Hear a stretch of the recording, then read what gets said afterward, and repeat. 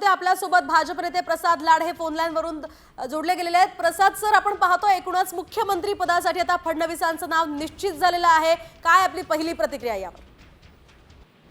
मला असं वाटतं की भारतीय जनता पार्टीची प्रक्रिया ही महायुती म्हणून 3 नेते मिळून करणार आहे, ज्यामध्ये सन्माननीय एकनाथ शिंदे, सन्माननीय अजितदादा, सन्माननीय देवेंद्रजी तिघे मिळून निर्णय करून दिल्लीला अमितभाई शाह आणि माननीय पंतप्रधानांच्या नेतृत्वात त्याचा निर्णय होईल, अशी आमच्याकडे अधिकृत माहिती कुठलीही नाही।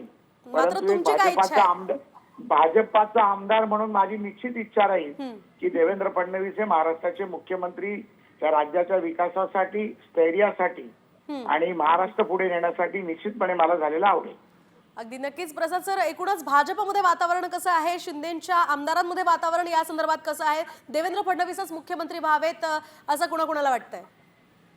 बघा, प्रत्येक पक्षाच्या नेत्याला वाटत असते की आपला नेता मुख्यमंत्री व्हावा, परंतु काल सन्माननीय अजितदादांनी जो भारतीय जनता पार्टी महायुतीला पाठिंबा जाहीर केला, तसा शिंदे साहेबांनी देखील महायुतीबरोबर एकत्र राहणार असं सांगितलं।